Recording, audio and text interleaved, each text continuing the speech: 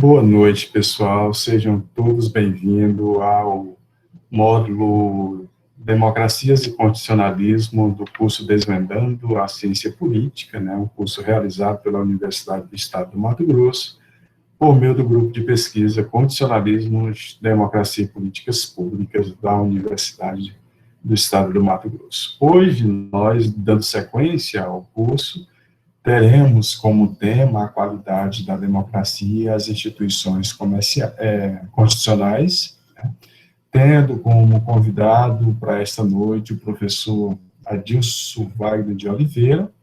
O professor Adilson Wagner de Oliveira é professor do Instituto Federal do Mato Grosso, campus avançado de Tangará da Serra. É licenciado em Letras em Inglês pela Universidade do Estado do Mato Grosso, mestre em Estudos Literários e doutor em Ciência Política pela Universidade Federal de Pernambuco. Tá? Então, para quem está chegando pela primeira vez aqui no curso, a sistemática, como é que ocorre?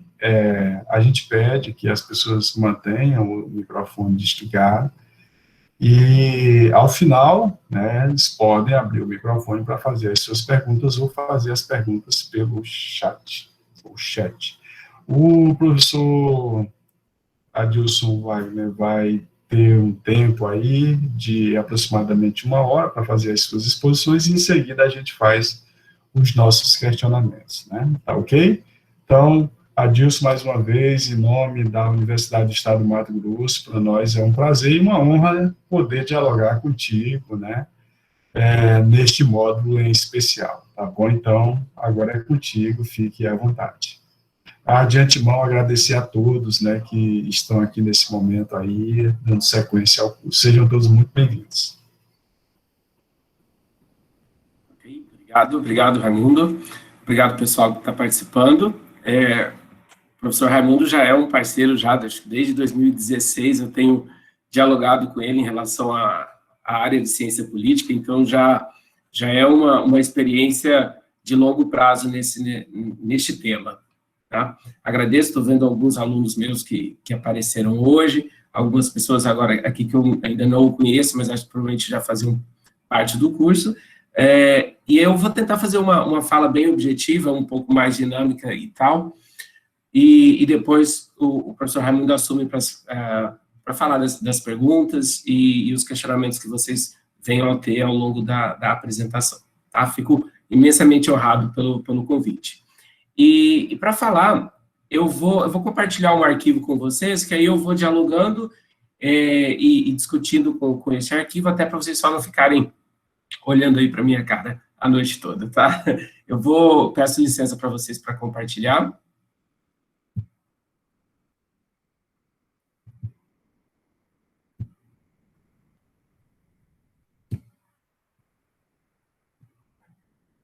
Ok? Imagino que vocês já estejam vendo. Está compartilhado já, Raimundo?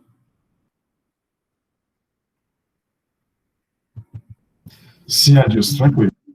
Tranquilo? Ok, excelente, então. Então, eu vou falar hoje um pouco com vocês sobre... quando o professor Raimundo me perguntou sobre um tema, então, eu queria falar então, sobre a qualidade da democracia. E durante a temática, ele recomendou que falássemos sobre essas instituições constitucionais. Isso é interessante quando a gente começa a estudar a ciência política, para quem já é das ciências sociais, ou para quem vai estudar um pouco das ciências sociais de forma geral, acho que uma das primeiras coisas é acostumar com a palavra, Então, quando a gente fala de instituição aqui em ciência política, a gente está falando sobre as regras. Então, a gente está falando sobre as regras do jogo. De forma geral, o uso que às vezes que o jornalismo faz, ou de forma coloquial que a gente usa instituição, a gente sempre pensa na organização em si, não nas regras da organização. Tá? Então, por isso que nós vamos falar sobre a qualidade da democracia e o valor dessas regras constitucionais. O professor Raimundo falou ontem sobre essas questões constitucionais, e aí eu vou tentar dar sequência, obviamente, com um viés um pouco particular, mas vai sempre dialogar com a temática. Tá? Então, eu falo, a partir daqui, vocês pensando sempre, então, toda vez que vocês encontrarem com o conceito de instituição, vocês estão pensando em regras, tá? E isso é fundamental para a gente dar sequência na nossa fala, e esse valor que essas regras constitucionais possuem no Brasil e no mundo, né? Então, nós temos que pensar o todo e depois pensar o local, né? Então, para pensar em democracia, a gente tem que fazer esse diálogo muito interessante entre o externo e a nossa experiência democrática, e a nossa experiência democrática aqui também na América Latina, tá? Todo mundo tem o hábito, né? Então, na verdade, quando vocês forem fazer qualquer leitura sobre democracia, uma leitura mais clássica sobre democracia, vocês vão ter essa experiência bem interessante, né? Então, fala-se sobre a democracia na Grécia, no modelo clássico, depois você tem uma lacuna, e aí depois você começa a falar sobre democracia dos Estados Unidos, lá já no século XVIII.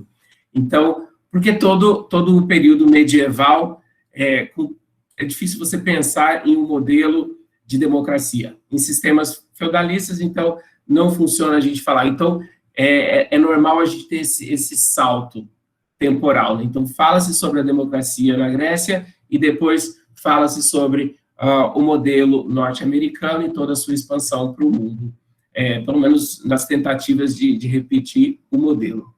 E nessa primeira fala, eu tentei fazer o caminho inverso. Então, aí eu peguei uma fala do professor Roberto Amaral, que é aquela mais recente. Então, hoje, nós definimos a democracia como esse governo da maioria com a proteção da minoria. Então, a gente já não fala só o governo da maioria.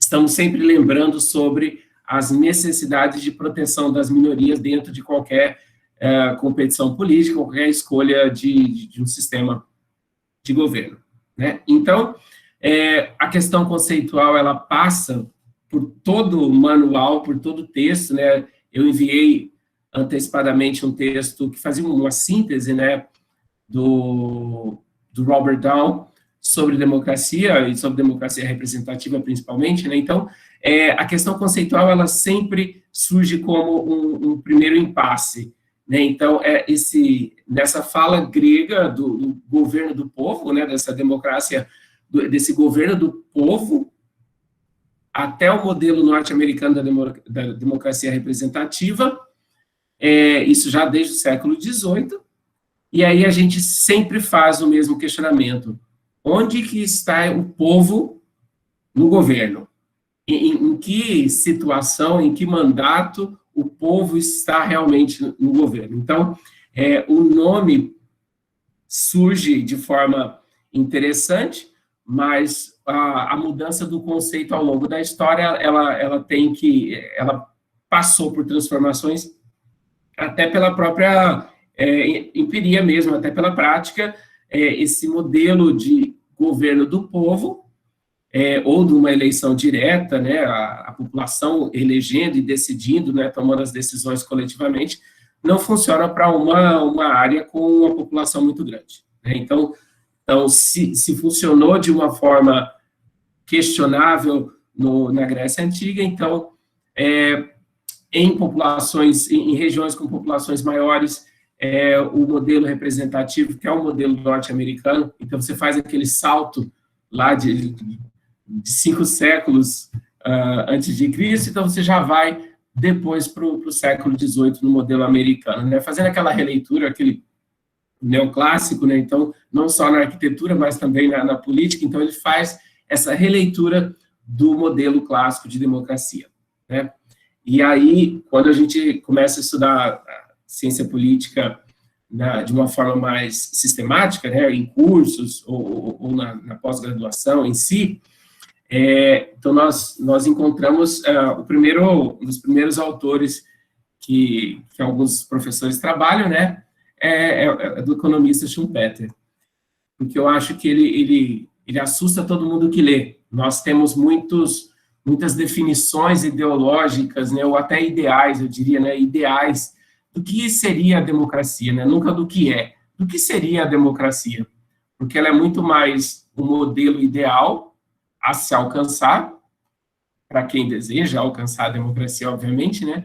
E então o Schumpeter, nesse livro aqui, ele faz algumas definições um pouco mais drásticas, mais objetivas, né? E aí então ele toma a definição de que democracia basicamente é um método político.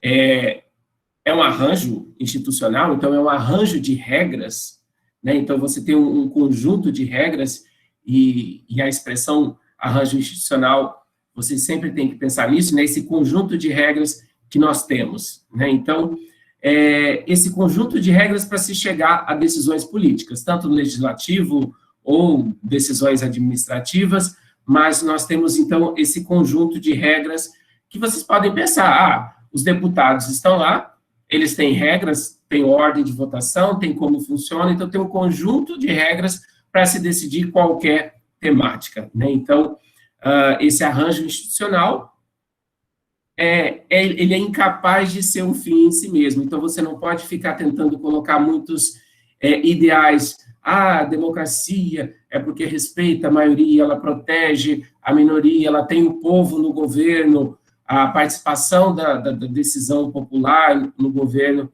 e o Schumpeter é um pouco mais pragmático em pensar, esse nome não funciona, né? Você pegar esse demos e kratos, esse poder do povo, é só no momento da escolha, é só no momento de tomar a decisão ali e você decidir quem que vai ser o político que vai representar você, né? Em qualquer situação, em qualquer esfera, né? Na unidade menor do município, no estado, ou na esfera nacional. Então, a definição do Schumpeter, e aí quando vocês lerem Capitalismo, Socialismo e Democracia dele, vocês vão ver que é uma versão muito mais objetiva, sem tantos ideais, e vai funcionar dessa forma. Olha, a democracia é apenas esse método político para se tomar decisões, tá? E aí, ele faz essa definição que eu trouxe para vocês, porque eu acho que funciona muito mais, porque vai fazer sentido com a próxima fala. E Schumpeter, ele cita, né, então, na página 246, nós estamos preparados para abandonar o governo do povo e substituir pelo governo aprovado pelo povo. E aí, então, ele define com um pouco mais um pouco mais de maestria nesse ponto, né, menos paixões, e de forma geral, a democracia é esse governo aprovado pelo povo, mas nunca um governo do povo per si, assim, na prática, né? Então, você tem representantes. Isso ele estava falando lá no começo do século XX, e eu acredito que até hoje nós, ao contrário do que ele disse, nós não estamos prontos para abandonar o governo do povo. Nós gostamos de ouvir muito isso em campanha política, né? Então, a cada disputa de mandatos, nós gostamos, enquanto cidadãos, de ouvir que ali é um governo do povo, que a decisão é do povo e tal.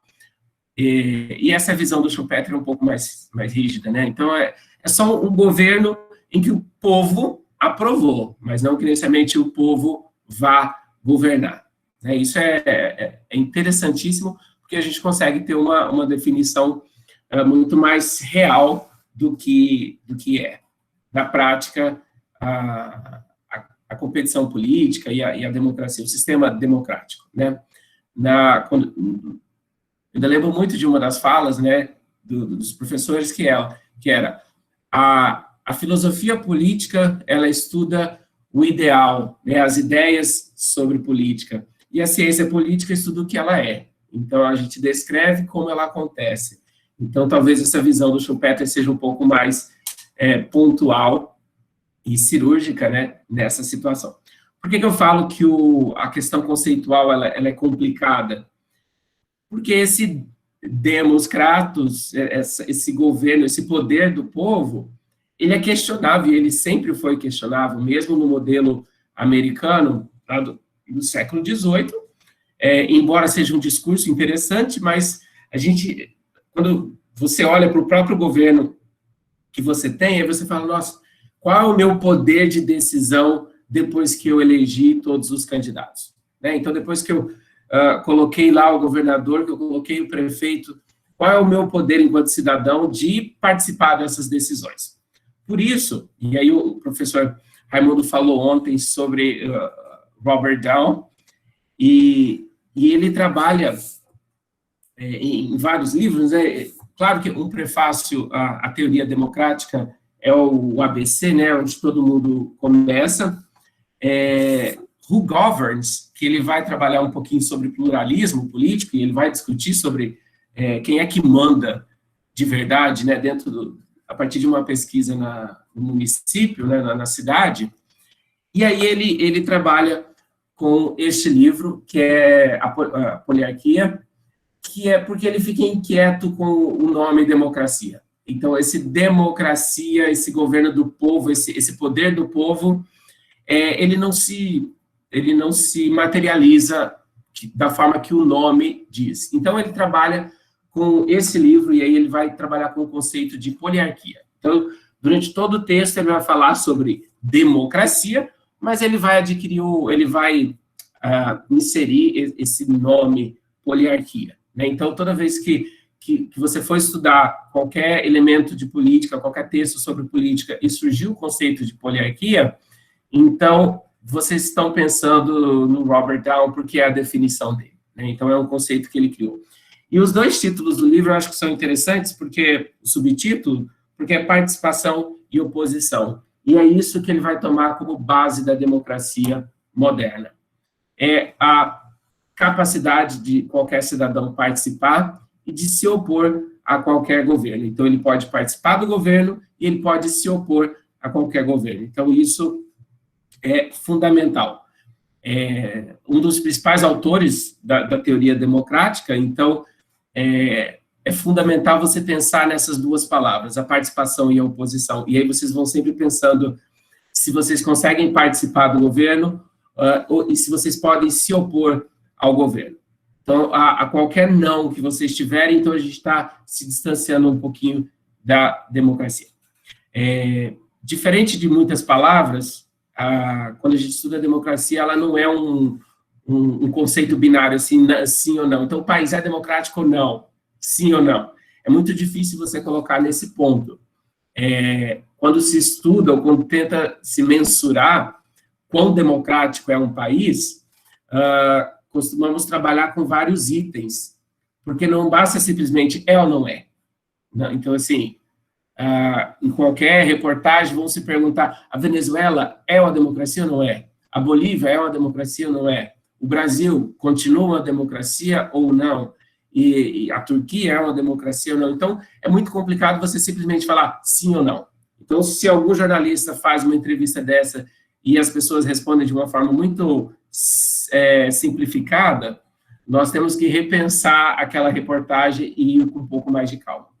Então, Robert Down, ele vai falar sobre essa questão, essa oportunidade de participar de governos e de se opor ao governo. Por quê? Porque ele tem esses três itens.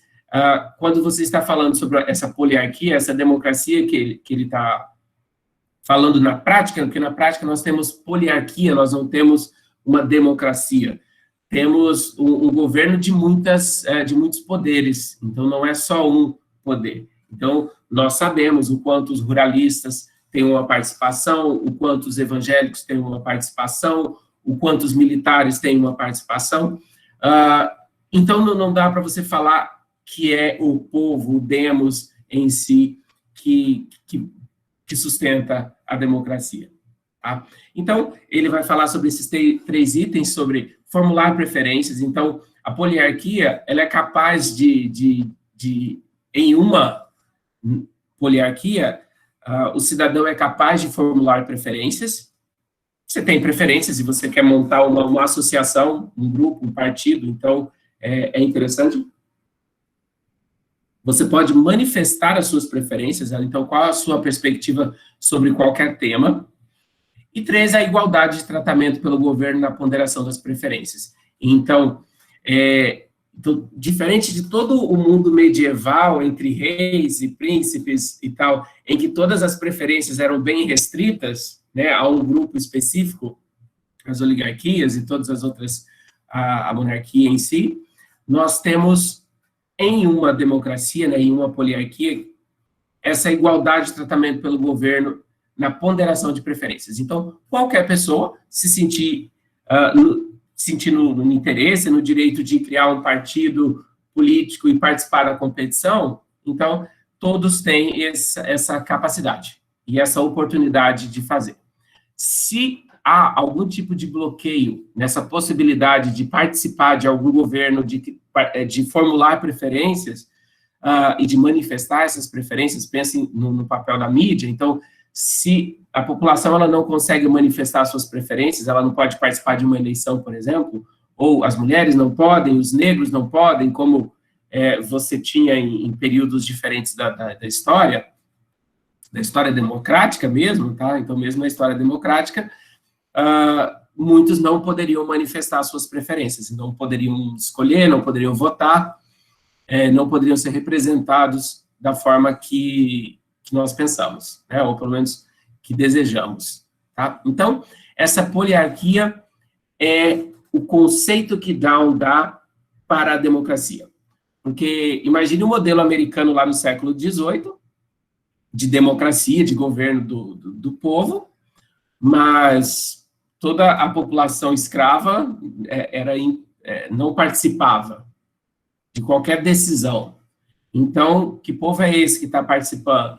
As mulheres não participavam, então que povo é esse que está participando dos governos? Então, toda a questão da representação, ela é questionada historicamente por isso, porque quando você volta um pouquinho no tempo e pergunta quem estava formulando as preferências, quem estava manifestando as preferências, havia alguma igualdade nesse tratamento para se falar sobre as preferências? Então, ao longo da semana, cada professor deve ter uma fala que vai ficar circulando em volta desses 3 pontos que o Down chama a atenção, tá? Então, poliarquia para ele é isso. Então, se quiserem fazer uma leitura um pouquinho mais detalhada sobre a poliarquia, Robert Down é esse autor que ele vai falar de uma forma mais sistemática. Então, olha, para se existir uma poliarquia, uma democracia de verdade, entre aspas, né, mas para existir a poliarquia, nós temos alguns elementos que devem ser seguidos, tá? E isso é interessante porque todo o trabalho dele serve de base para qualquer mensuração de democracia.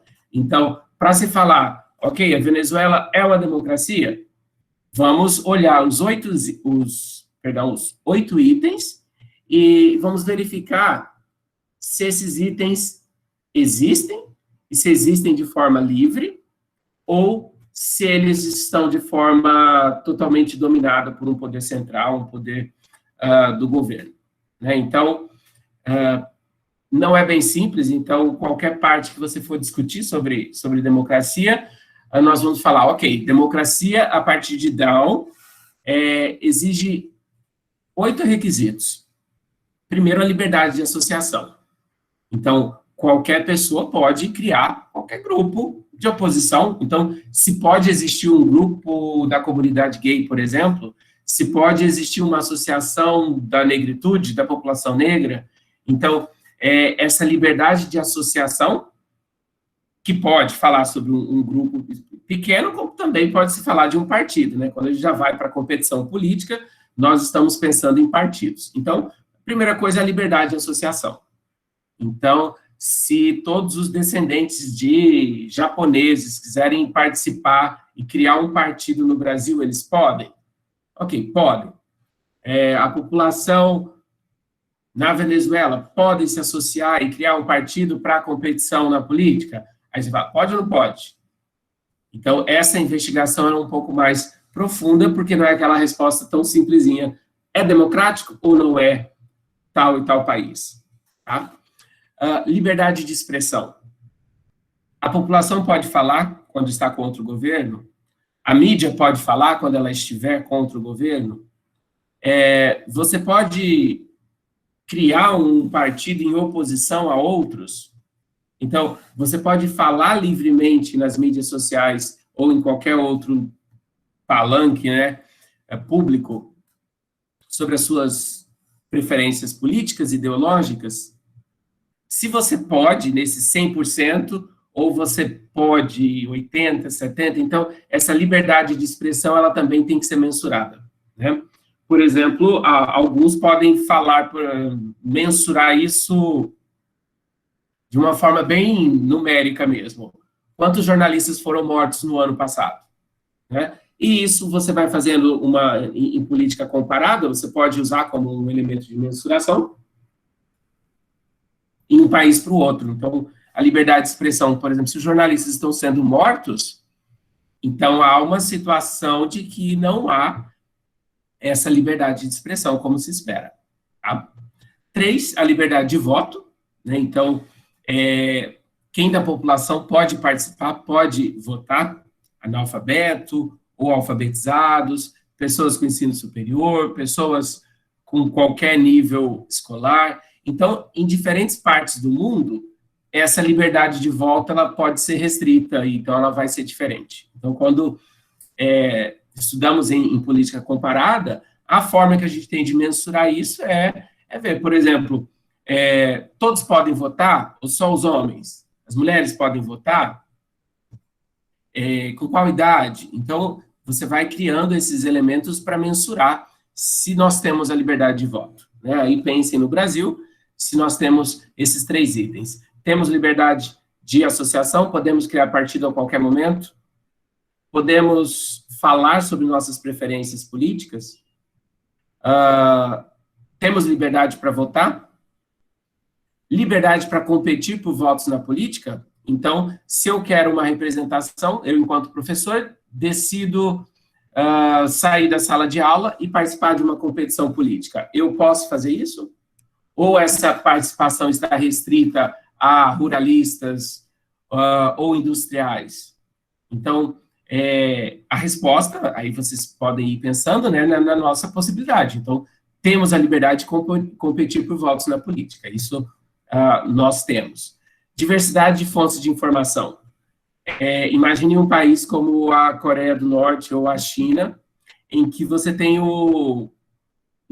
às vezes, os canais de TV e de toda o que se passa no país pela TV pertence ao poder central, pertence a um governo. Então, você não tem acesso a outras informações. Em alguns lugares não tem, por exemplo, acesso à internet, que ele possa acessar qualquer informação sobre o mundo, né? Então, diferentes situações, diferentes países vão ter níveis diferentes de fontes de informação. Para nós estamos tão acostumados, a gente tem a TV aberta, nós temos os canais pagos, então a gente pode assistir jornal em qualquer situação, e nós temos a internet que podemos também nos informar de várias formas. Então, em nível de informação, nós não estamos presos a uma informação dada somente pelo governo, né? Imagine se todas as notícias forem dadas pelo governo. Nunca haveria crítica, né? Seria um mundo perfeito para o governo, né? 6, elegibilidade para a coisa pública. Então, qualquer pessoa pode participar. Então, agora a gente não precisa de príncipes e princesas herdarem o trono. Nós temos a possibilidade de participar. Qualquer pessoa pode ser vereador, pode ser prefeito, pode ser governador, pode se candidatar ao Senado, à presidência. Claro que exige questões de recurso e tudo mais. Pela regra, todos podem participar. Eleições livres e imparciais. Então, nós temos eleições regulares, né? Então, a cada 4 anos, ou a cada 2 anos, dependendo do mandato, né, do cargo. Mas, de forma geral, nós temos eleições livres e imparciais, né?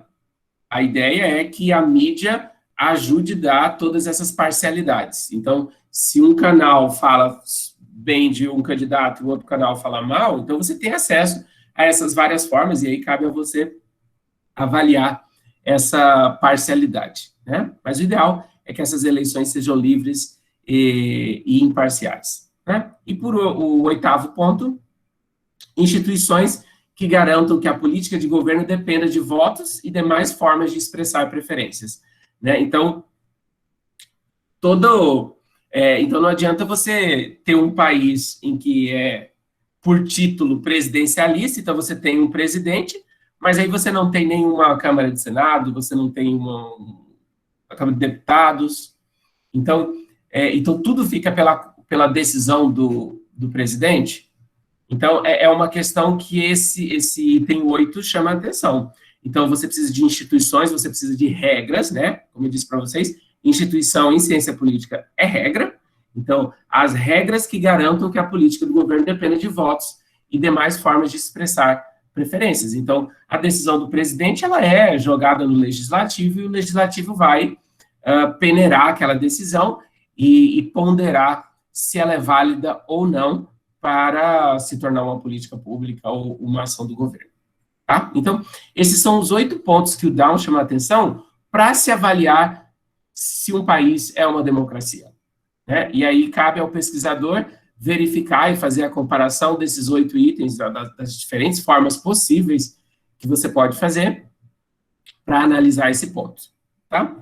Então, o Down ele vai falar muito sobre liberdade, sobre representação e democratização. Então, muito mais do que é uma democracia ou não, vamos falar sobre o nível de democratização deste país.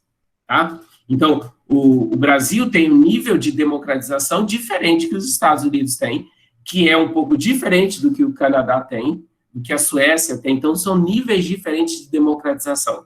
Muito melhor do que simplesmente falar é democrático ou não. Né? Então, fala-se sobre essa liberdade, essas liberdades que eu falei agora há pouco, sobre participação, sobre associação, demonstrar seus interesses, então, participar do voto, das eleições. Então, ele define em 2 frases, que eu peço licença para vocês, que vocês possam acompanhar aí, que ele fecha de uma forma bem interessante. Então, no meu entender, a fala do Down, não há, em realidade, nenhum regime de dimensão considerável, né, um país grande, ou um país em si, né, não um principado, ou outras formas de território, né, totalmente democrático.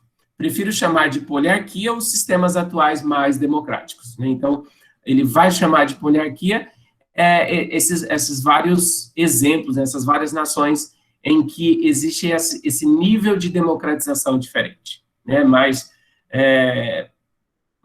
o que ele fala é que, em realidade, nenhum regime é totalmente democrático. Tá? Dito de outra forma, as poliarquias são sistemas substancialmente liberalizados, então, se trabalha com a liberdade de fazer, e popularizados. A população pode participar em diferentes esferas, desde o voto até a formação de partidos e participação na competição política, ou seja, se eles são representativos e abertos ao debate público, que é o conceito de pluralismo e que ele vai trabalhar desde esse Who Governs, do comecinho da escrita teórica dele. Tá? Então, liberdade, representação e democratização. Se não existe uma forma simples de dizer se um país é democrático ou não, então cabe aos pesquisadores pensar de que forma eu vou mensurar se um país é democrático ou não, né? Ou se é uma poliarquia ou não. Né?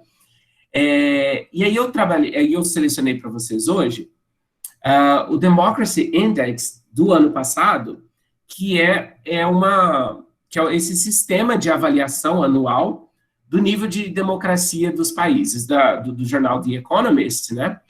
Então, eles todos os anos eles realizam essa pesquisa de percepção, né? Então, de perguntar para a população mesmo várias questões para verificar se esses países, se essas pessoas se percebem dentro de uma democracia ou se percebem dentro de uma ditadura, né? Então, para essas que podem participar. Então, esse é um dos índices, vocês têm o Latino Barômetro, então vocês têm outras formas de mensurar o nível de democracia dos países, mas eu fiz o recorte por esse, porque eu acho ele bem funcional e um pouco menos quantitativo. Apesar dos números, ele trabalha de uma forma mais qualitativa para se perceber se os países são democracias ou o que nível de democratização esses países passam, né? Passam, porque não é algo estático. Por isso, a pesquisa é feita todos os anos. Será que nós estamos mais democráticos do que estávamos há 5 anos? Então, por isso a necessidade dessa pesquisa ser feita com regularidade. Então, nesse index que vocês podem encontrar, tranquilo, é só vocês pesquisarem com esse Democracy Index, que aí eu peguei os últimos dados de 2019, né? E aí, essa tabela, numa amostra de 167 países, né? E aí, considerando países e não outras formas de território, nessa definição de 2019, eles classificam as democracias em 4 tópicos, né, em 4 níveis de democratização. As democracias plenas, que aí nós temos um número bem reduzido de 22 países, né, então 22 nações no mundo que podem ser consideradas democracias plenas. Democracias imperfeitas, né, que é o flawed democracies que ele trabalha, com falhas, né, imperfeitas, são 54 países, e certos países você tem uma situação assim que está longe de ser uma democracia plena, ela também não é somente uma democracia imperfeita, ela tem momentos de autoritarismo ou situações de autoritarismo, então acabam sendo regimes híbridos, né? Então, nessa avaliação do Democracy Index, você tem 37 países que ficariam nessa margem de não são democracias imperfeitas, mas também não são regimes autoritários plenamente, né?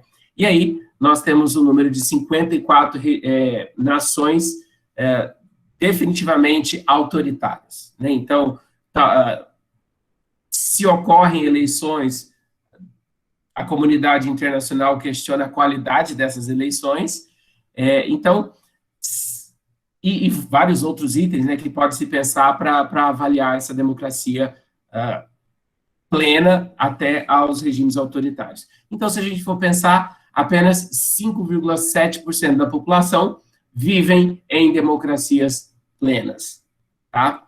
Nós vamos pensar onde que o Brasil se encontra nessa situação, tá?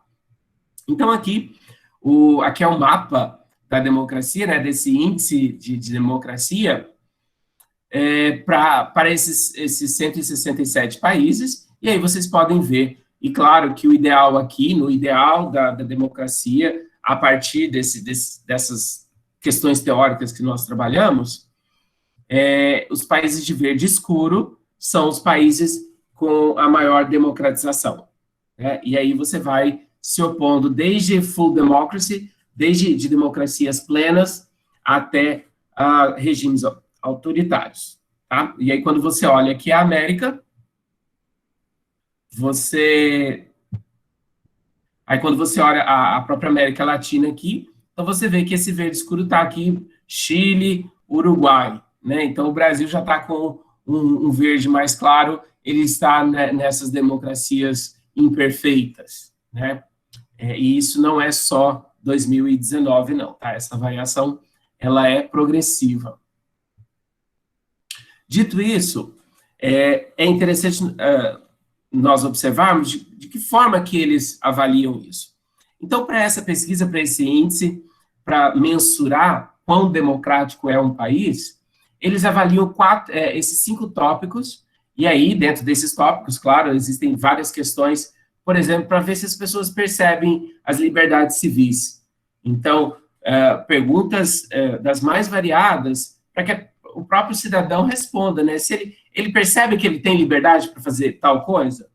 Então, essas liberdades civis é um dos tópicos que eles avaliam, vocês podem observar aqui. O item 2, cultura política. Então, é perguntado a esses participantes sobre cultura política, né? Então, do que essas pessoas entendem de democracia, elas já ouviram essa palavra, elas conseguem entender o que significa ou o que procura, o que pode ser a democracia, e se o próprio país em que elas vivem pode ser considerado uma democracia.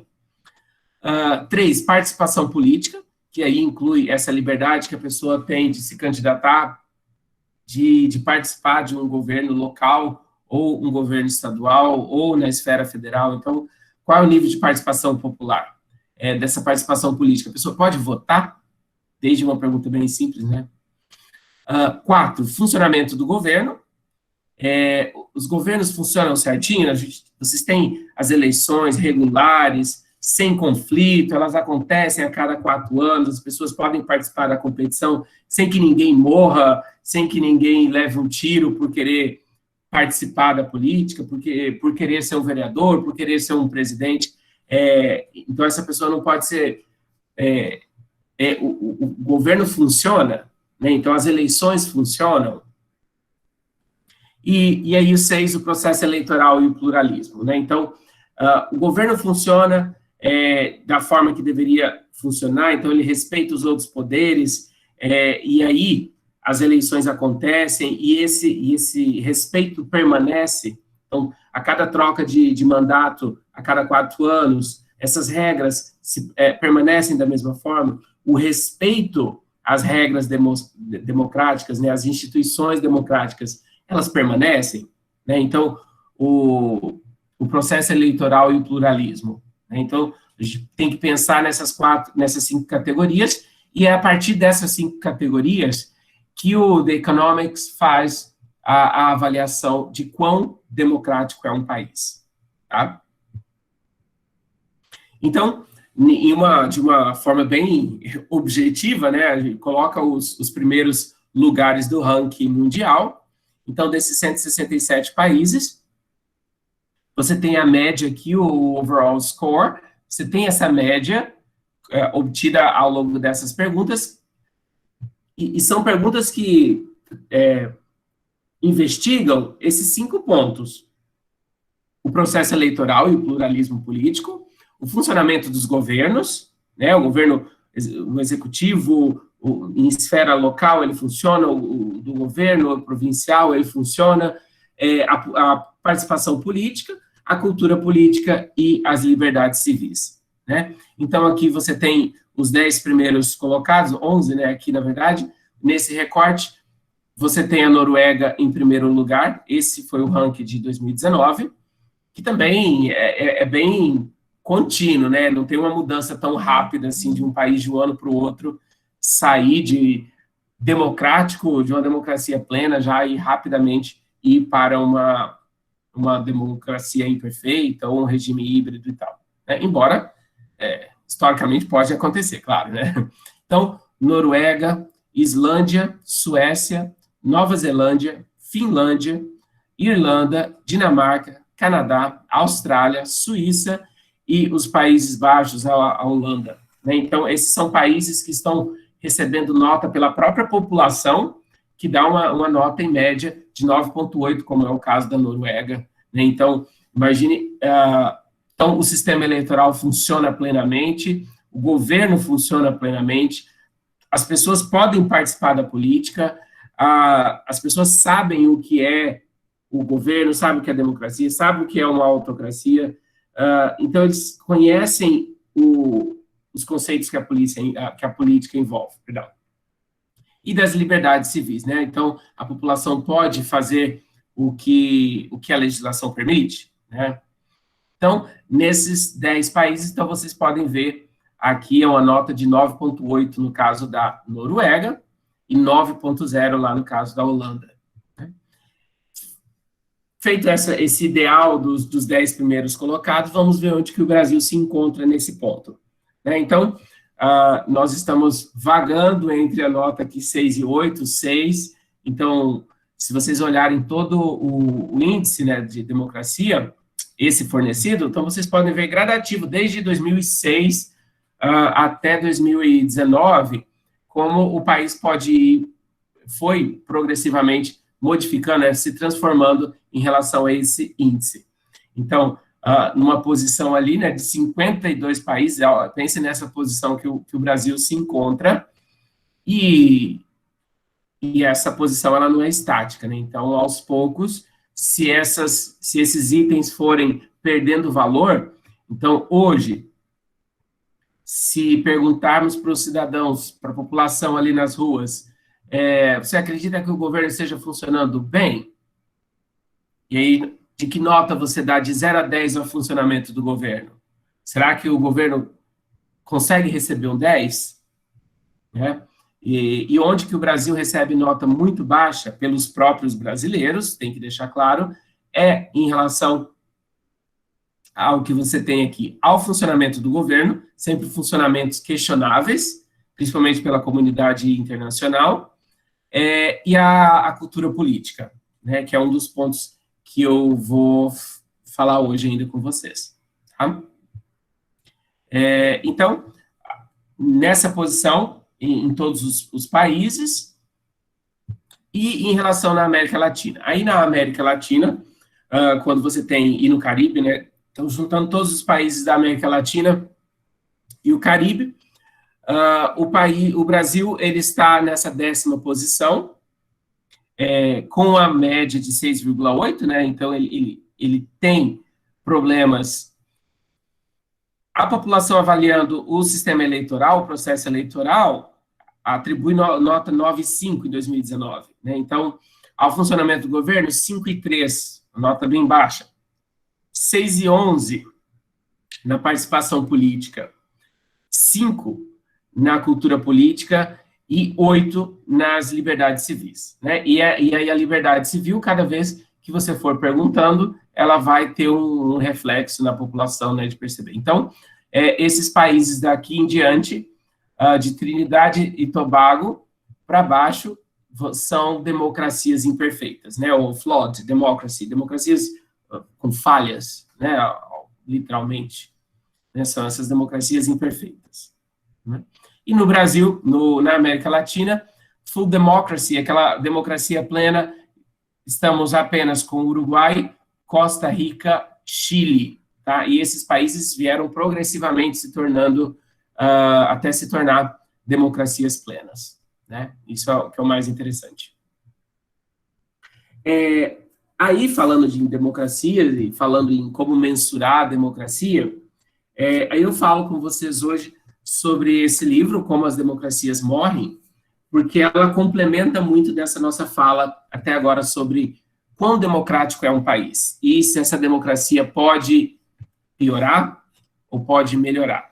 Tá? Então, a resposta, obviamente, pelo título, se as democracias morrem, significa que nenhum país está livre de sofrer algum tipo de impasse com essas liberdades civis, com essas liberdades políticas da população. Né? E aí, os dois autores, o Levitsky e o Ziblatt, eles vão trabalhar com a definição, e eles vão falar de uma forma bem simples. Realmente não tem um fim da democracia da forma que existia, por exemplo, sei lá, os militares fechando o Congresso, fechando o Senado, matando os oponentes, fechando todos os partidos políticos. De forma geral, atualmente, é difícil ter esse tipo de embate, de combate com a democracia. Então, normalmente, todos os países têm algum tipo de eleição.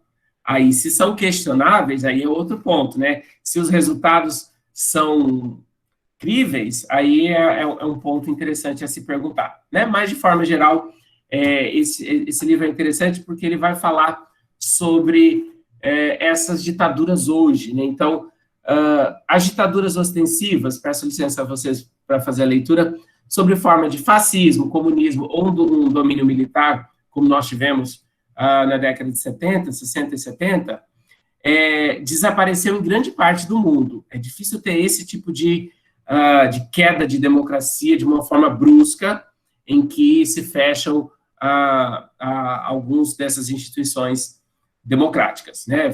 Fecha o STF, vamos imaginar no Brasil, se fecha o STF, fecha a Câmara de Deputados, o Senado, né? Então é complicado você pensar neste tipo de golpe hoje em dia. Então, os golpes militares e outras tomadas violentas de poder são mais raros. Então, a maioria dos países realiza as eleições regulares, mas as democracias ainda morrem, né? Mas por meios diferentes. E aí e os autores mencionam que desde a Guerra Fria, né, então desde lá do finalzinho da década de 80, a maior parte dos colapsos democráticos não foi causados por generais ou soldados, mas pelos próprios governos eleitos. Então, todos os países, desde uma Venezuela, por exemplo, que é o nosso marco mais próximo aqui do Brasil, ela não foi tomada por generais. Ela passou por eleições, e essas eleições foram repetidas a cada 4 anos ou 5 anos, dependendo do país. Elas foram escolhidas e os políticos foram escolhidos, ou que mudassem ou que se mantivessem no mandato, né? Então, o que acontece hoje em dia muito mais por exemplo, o presidente entra por meio da eleição, e a partir dali ele vai sabotando aos poucos as próximas eleições. Então, ele vai tentando mudar as instituições, ele vai tentando mudar as regras democráticas.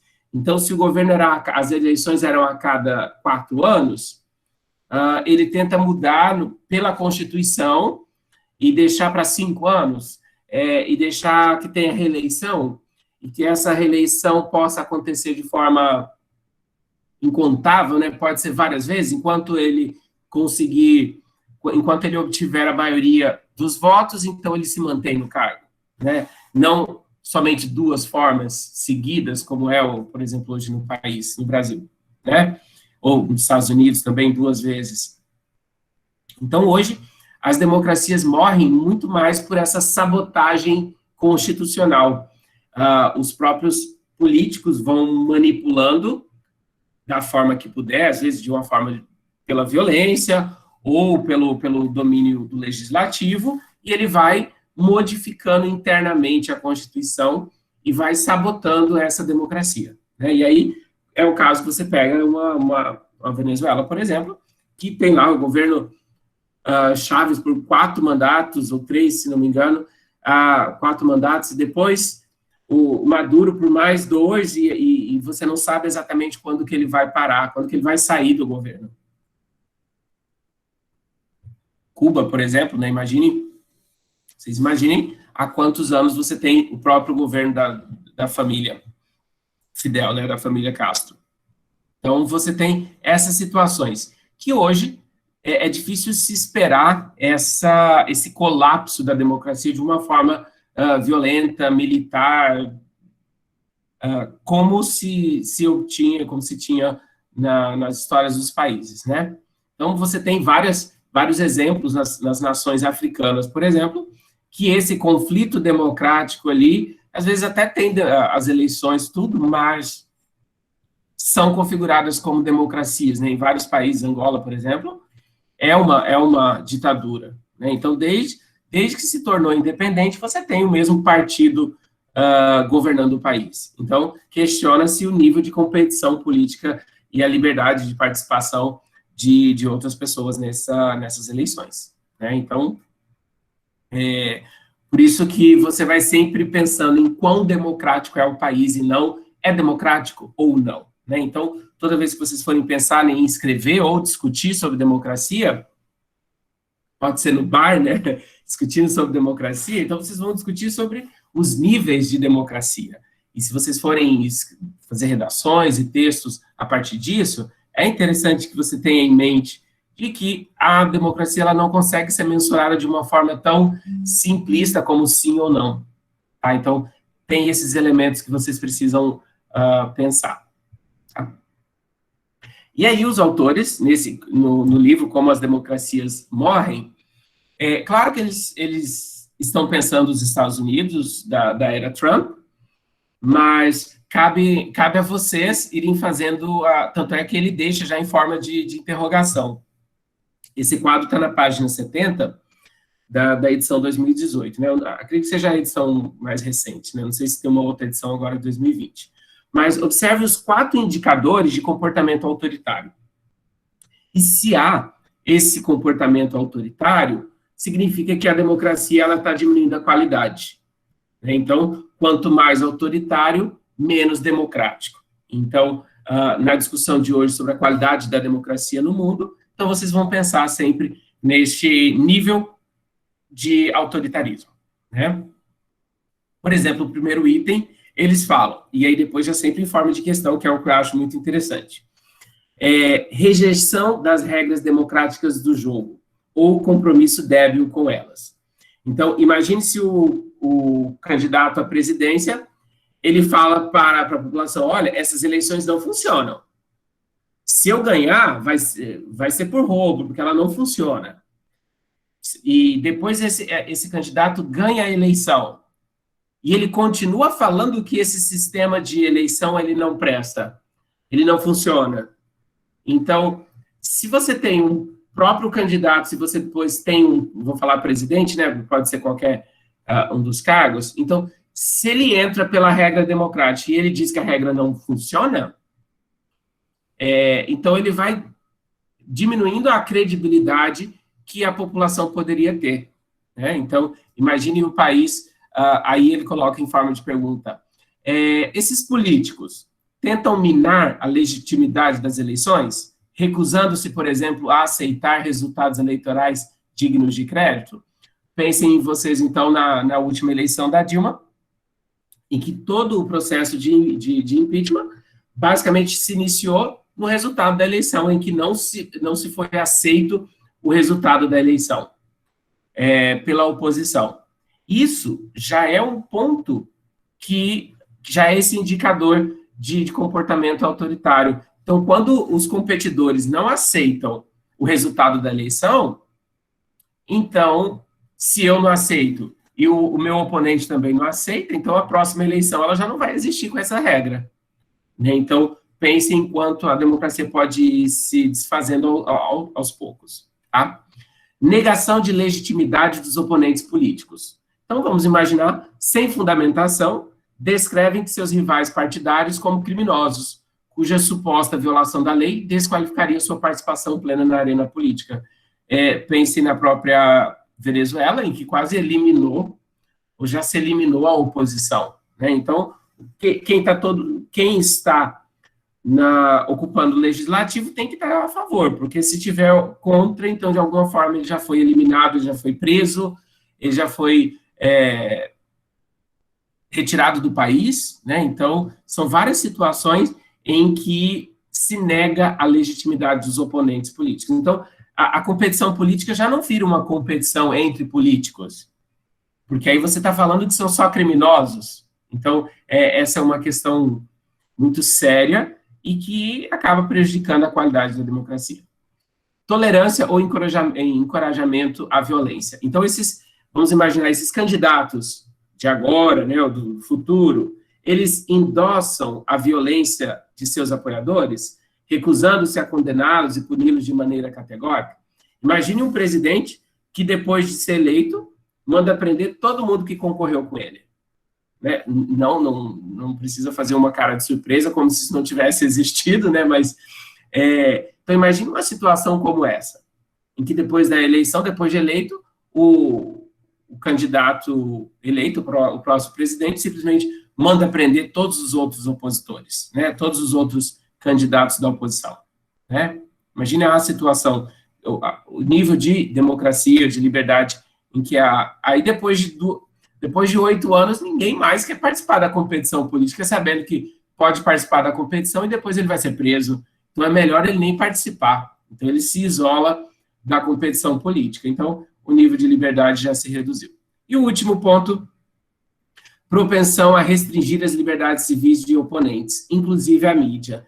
Então, pense o nível de silenciamento da mídia. Então, aos poucos, ele vai fechando jornais, fechando canais de TV, proibindo canais internacionais de passar naquele país. Pense num grau extremo de uma Coreia do Norte, por exemplo. Então, apoiaram leis ou políticas que restringiam as liberdades civis, então ameaçaram tomar ações punitivas contra os seus críticos e partidos rivais e na mídia, então, numa situação em que o outro partido de oposição, ele é eliminado, e quem participava desse partido, ele acaba sendo preso, porque era da oposição e é intitulado como, são bandidos e não podem participar da competição política. Então, essas são situações, claro que os autores estão pensando nos Estados Unidos, mas nós, enquanto brasileiros, a gente pode pegar uma canetinha e fazendo os tiques, assim, será que o nosso país passou por esses pontos? Assim, nós estamos, os políticos e a população estão rejeitando as regras democráticas? A gente não está aceitando a eleição a cada 4 anos? A gente não está aceitando os políticos terem partidos políticos? Entendeu? Negam a legitimidade? Ganham, mas se ganhou foi por roubo ou porque a urna foi fraudada? Né? Imagine o quanto esse discurso pode ir se fortalecendo. Tolerância à violência. Então, a própria população quer o embate entre um partido tal e o partido tal, ou os defensores de um candidato X em relação ao candidato Y. Né? Então, e claro, se esses governos foram reduzindo as liberdades de participação tanto dos oponentes quanto da mídia. Né? Então, cabe a nós, enquanto pesquisadores ou enquanto interessados na teoria política democrática, investigar de que forma isso acontece. Então, eles fecham parte dos argumentos que eles vão falar. O que salvou a democracia nos Estados Unidos por muito tempo estava muito ligado à cultura política. Então, eles se aceitavam. Pensam se vocês imaginarem o gesto simbólico que tem no Brasil, de que no primeiro dia de mandato, então os presidentes e o ex-presidente trocam a faixa. Esse é um gesto simbólico que significa essa tolerância. No caso dos americanos, é comum, terminou a apuração, um presidente ligar para o presidente eleito, ligar para o seu oponente de competição política e parabenizar, né, pela vitória. Né? Então, quem perdeu, liga para o presidente eleito para elogiar e para parabenizar.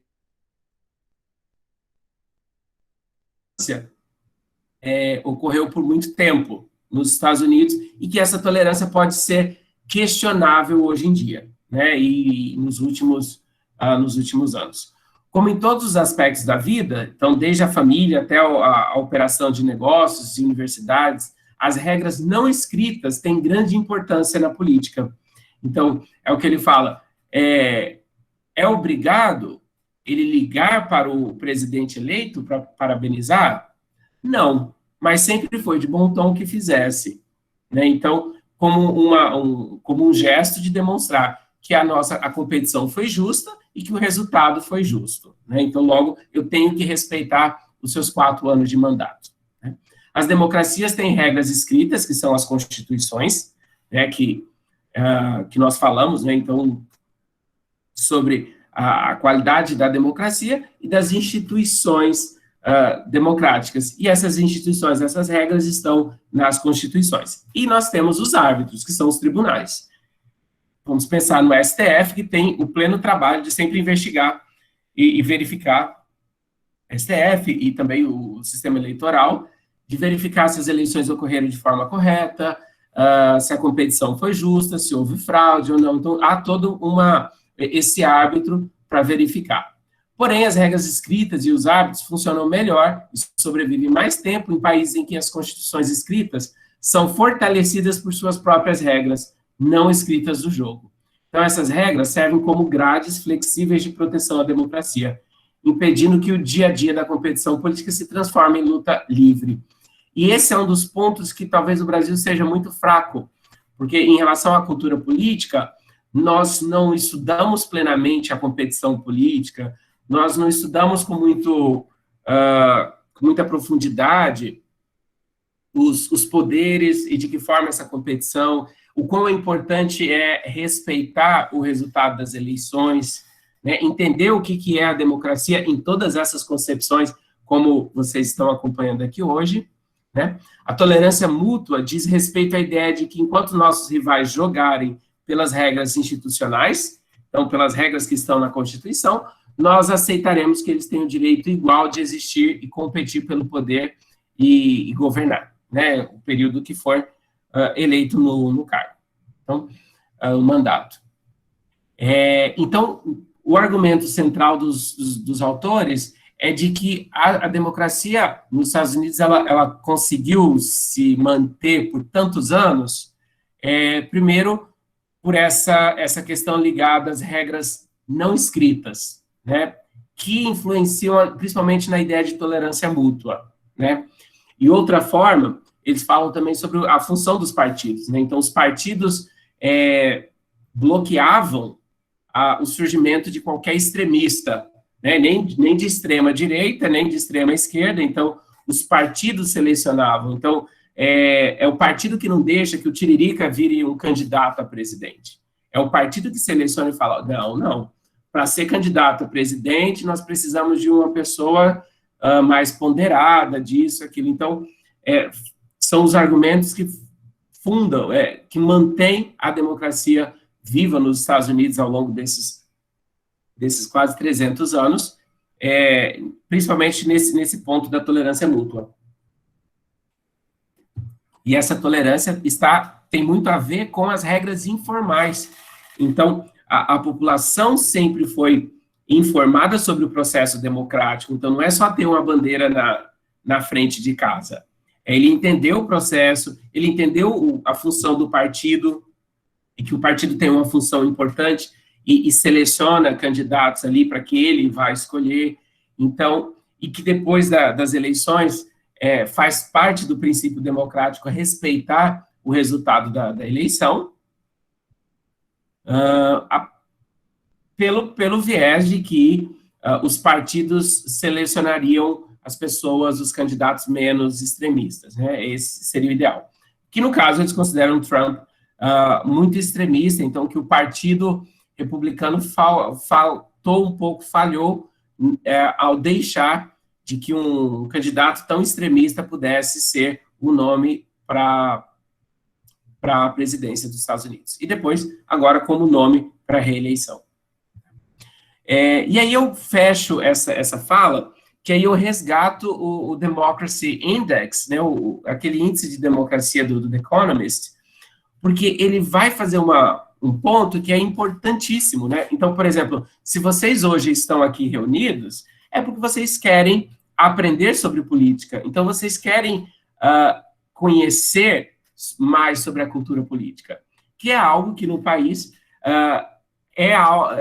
historicamente é muito falho, né? Então, nós temos uma democracia falha, né? Então, aquela democracia imperfeita, porque nós também temos uma cultura política muito imperfeita, né? Isso tanto no sistema educacional, ou no sistema eleitoral, sistema político, que poderia também fornecer, a própria mídia poderia, não tem obrigação, mas ela poderia ensinar a população um pouco mais sobre democracia, né? As escolas e as universidades. Então,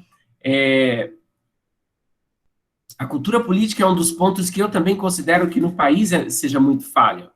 Então, se melhorarmos o nível, essas notas na cultura política, é claro que nós vamos melhorar o nosso índice lá de democracia, nosso nível de democratização. Então, lá no próprio texto do índice, na página 52, os autores vão falar sobre a cultura política. A democracia é mais do que a soma de suas instituições. Então, não é só o conjunto de regras. Liga muito com o que os autores falam, como as democracias morrem, também sobre as questões informais, sobre as instituições informais, as regras que não estão escritas, mas que as pessoas seguem. Uma cultura política democrática também é crucial para a legitimidade, o bom funcionamento e, finalmente, a sustentabilidade da democracia. Crucial para a legitimidade, porque imagine se a cada 4 anos ocorreu o debate de que a urna não funciona, que a nossa eleição é fraudada. Imagine isso de forma repetida. Então, dentro de mais 20 anos, a gente já não vai nem fazer eleição. Já que não funciona, então a gente já não faz. Vamos escolher presidente de outra forma. Então, a cultura política ela é muito importante. Uma cultura de passividade e apatia cidadãos obedientes e dóceis não é consistente com a democracia. O processo eleitoral periódico divide a população em vencedores e perdedores, e isso vai acontecer a cada 4 anos. Então, a população precisa ter a tranquilidade de que o mandato de 4 anos deve ser obedecido, deve ser respeitado, né? Uma cultura política democrática de sucesso implica que os partidos perdedores e seus apoiadores aceitam o julgamento dos eleitores e permitem a transferência pacífica do poder. Então, a cultura popular, ela é fundamental para que as eleições ocorram regularmente, que elas ocorram sem que ninguém precise morrer ou levar tiro a cada campanha política. Então, a cultura política é um dos itens que o Brasil falha muito e ele parece não perceber isso. Quem está percebendo, talvez, as universidades. Então, quando a gente pensa em cursos de ciência política, é porque a gente está pensando em formar um capital humano consciente para expandir essas ideias democráticas, né? Então, estudar a ciência política ou praticar a ciência política ajuda nessa expansão da cultura política para a população mais simples, né? A que passa pela escola e a que também não passa pela escola. Então, eu ligo alguns argumentos que tem aqui em Como as Democracias Morrem, e aí eu sempre penso nesse ponto, que a cultura política é uma das nossas falhas de décadas, né? Então, na década de 90 não se trabalhou, na década de 2000 também não, 2010 parece que também não, né? Imagine vocês retirarem um pouco que tinha de sociologia do que os alunos do ensino médio poderiam estudar, o que eles poderiam aprender de teoria política, em filosofia, em sociologia. Imagine se isso não ocorrer. Então, o nível a nota, né, que o índice apresentaria sobre cultura política, ela simplesmente reduziria. Né? Então, eu considero um desses argumentos mais importantes para se pensar. Cultura política é um dos pontos que nós temos que trabalhar mais. E é até por isso que eu estou aqui hoje falando com vocês, e é por isso que vocês estão aqui me ouvindo até agora. Tá? Eu vou encerrar o compartilhamento, e aí eu passo a palavra ao professor Raimundo, e aí ele direciona aí a fala. Obrigado, pessoal. Obrigado, professor Adilson, né? Uma excelente exposição, né? Muito bem pontuado em várias questões, né? Então, agora a gente abre, na verdade, para que as pessoas, né, os cursistas possam fazer as suas perguntas, fiquem bastante à vontade, vocês podem usar o chat ou podem abrir, de repente, o microfone de vocês e a câmera para fazer algumas perguntas, né, que vocês se sintam, né, provocados em relação à apresentação do professor Adilson, né? Realmente foi fantástica a abordagem, na minha perspectiva de ver, né? Eu tenho algumas perguntas, enquanto o pessoal vai pensando aí nas questões, né, Adilson, eu vou começar pela mais simples, né, que mais simples no sentido de que, recorrentemente, para a ideia até da própria cultura política brasileira, né, há um questionamento do seguinte conceito, né, afinal de contas, o que é o povo? Né? Semanticamente, o que é o povo? Né? Você colocou lá, no início da sua fala, fez uma exposição demonstrando, né, o conceito clássico de democracia, né, a ideia de democracia como governo do povo, lá na tradição grega, e depois esse salto que nós vamos ter, né, da democracia antiga para praticamente a democracia moderna, lá com os americanos, especialmente, né, mas assim como a democracia, a gente também percebe que o termo povo, ele também tem uma oscilação no seu contexto histórico, né, porque nós vamos verificar que entre os gregos, quem era o povo efetivamente, né? O povo era uma pequena elite que poderia ser considerada cidadãos, né? Aquela pequena elite era considerada cidadãos, efetivamente, ali na Grécia, né? Os que sabiam ler, escrever, que tinham propriedades, etc. Mulheres, né? Estrangeiros, escravos, não participavam efetivamente da vida política ali na Grécia, naquele contexto, né? As democracias contemporâneas, elas vão reconfigurando essa ideia também de povo. Eu estou voltando a essa questão, porque eu acho interessante a partir da perspectiva que tu está trazendo, para a gente pensar, né, em termos mais locais, que é a nossa ideia de povo. E aí eu penso que tem a ver justamente com essa ideia também de cultura política, né? Há uma convergência, por exemplo, entre muitos cientistas políticos, historiadores no Brasil, de que o Brasil é um país sem povo, ou nós vivemos uma democracia sem povo, nesse sentido. A gente vê, por exemplo, o José Murilo de Carvalho, em Cidadania, né, o Longo Caminho, ele vai demonstrar um pouco isso, né, Adilson? Então, para não me estender muito, fazendo uma reflexão, eu queria verificar como é que você interpreta essa questão, tá? Tem uma diferenciação teórica que a gente também estuda, por incrível que pareça, a gente também estuda a questão sobre povo em estudos literários, né? E lá fala-se sobre a questão entre povo e multidão, né? E quando se fala em povo, é um conceito já utilizado de forma instrumental, fica parecendo de uma forma homogênea, não há diferença, não há grupos, não há pluralismo. O povo é uma parte dessa população que acaba sendo homogênea aos olhos da competição política. E a multidão já é diferente, porque ela tenta, pela própria natureza dela, as pessoas a individualidade não se dissipa. Então, você consegue perceber características diferentes para essa multidão. Então, eu vejo que essa discussão sobre povo, ela está muito... Aí fica a pergunta do Schumpeter, assim, se estamos prontos já para falar que é o governo aprovado pelo povo, né? Então, depois de tantos anos, acredito que a gente ainda não esteja pronto para modificar esse conceito. Mas, então, eu vejo nessa particularidade de que o conceito povo, ele é muito insuficiente, porque ele acaba apagando as singularidades, ele acaba apagando as pluralidades que poderiam participar.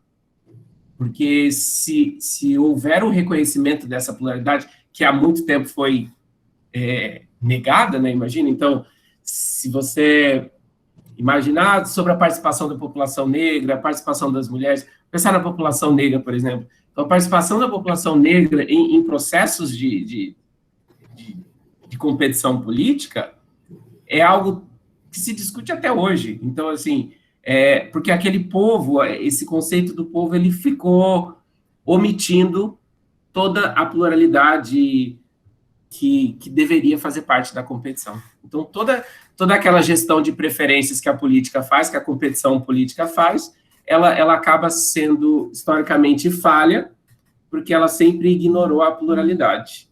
E falar de Brasil, ignorar a pluralidade é algo até tão tranquilo para todo mundo, né? Até uma criança de 10 anos vai reconhecer que o Brasil ignorou por muitos anos qualquer pluralidade, né? Desde étnica, religiosa, ideológica, política. Então, eu acho que esse dali é um dos pontos que nós deveríamos pensar, que é isso que você está falando, que é reconceituar, né? Ressignificar o que é esse povo. Vários têm tentado fazer isso, definir quem é esse povo, mas nós já temos claro que esse povo não é o povo que participa da competição política, né? Ele não está na representação dos deputados, ele não está na representação do Senado. Então, o conceito povo está sendo falho nessa capacidade de atingir e de representar, de ser representado por si só. Muito bem. Então. Eu posso repetir as questões, se tu quiser. Entendeu? O professor Alexander coloca aqui que ele diz o seguinte, ele faz um comentário, né, e ele diz assim, ficou muito claro os indícios de autoritarismo decorrente do posicionamento dos políticos.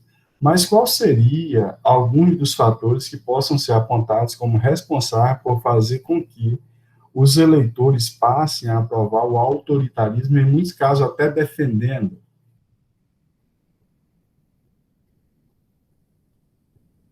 Pode falar, deixa eu ver aqui se eu entendi a pergunta dele. Quais seriam alguns dos fatores que possam ser apontados como responsáveis? Por que a população ela tem defendido o autoritarismo? Né? Então, eu acho que dialoga, acredito plenamente na minha última fala, né, na minha última apresentação, que é sobre cultura política. Então, se a pessoa ela não entende exatamente o que é um regime democrático e o que é um regime autoritário, ela não sabe exatamente o que ela vai perder com um regime autoritário. Porque é óbvio que se eu pensar no meu pai na década de 70, e se ele falar para mim, olha, a ditadura foi ruim, ele vai falar, não foi ruim. É claro, ele estava dentro de uma fazenda de café no sul do Paraná. Então, assim, o diálogo que ele tinha com a política é totalmente difícil de transpor para o diálogo que hoje tem. Então, eu diria que está muito próximo ainda com essa questão da cultura política. Se o cidadão ele não sabe o que é um governo autoritário, então ele acha que ele não tem nada a perder, né? Porque cada eleitor ele tem preferências muito momentâneas, então ele tem uma presença, uma preferência agora. Então, agora eu quero que o presidente defenda aliás, que não defenda o aborto. Então, ele tem essa preferência. Todo o restante ele ignora.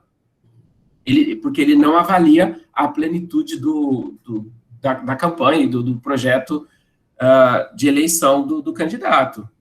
Então, eu sempre vejo que a falha, e é simplesmente quando eu assisto a essas situações em que eleitores defendem o autoritarismo, eu falo, mas você está defendendo algo que vai tirar a sua liberdade de dar opinião?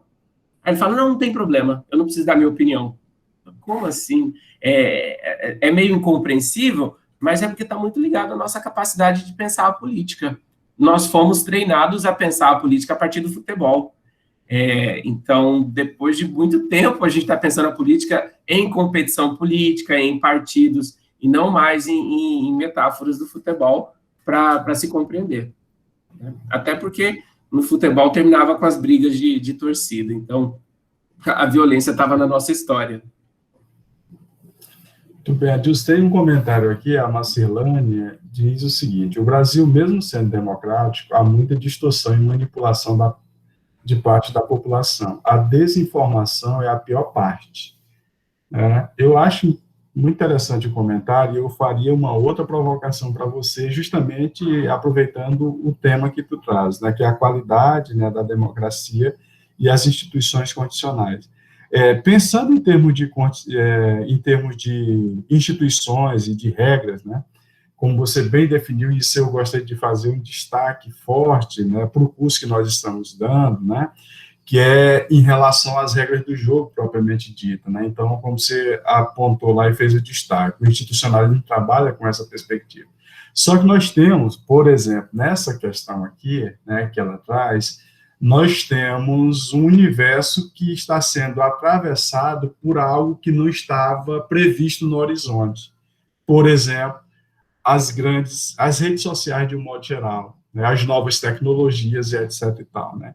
Em que medida, né, Adilson, tu analisa o impacto, né, desses elementos frente à ideia de uma cultura política e institucional, né? Quais são os dilemas que tu refletiria a partir disso? Para a democracia. Claro, é uma pergunta complexa, mas eu estou tentando pegar o gancho com o que tu trouxe lá no início.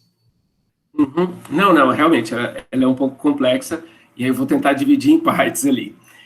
Sobre essa questão da manipulação de parte da população. Aí a gente tem que jogar uma outra pergunta. Em que momento da competição política não há manipulação?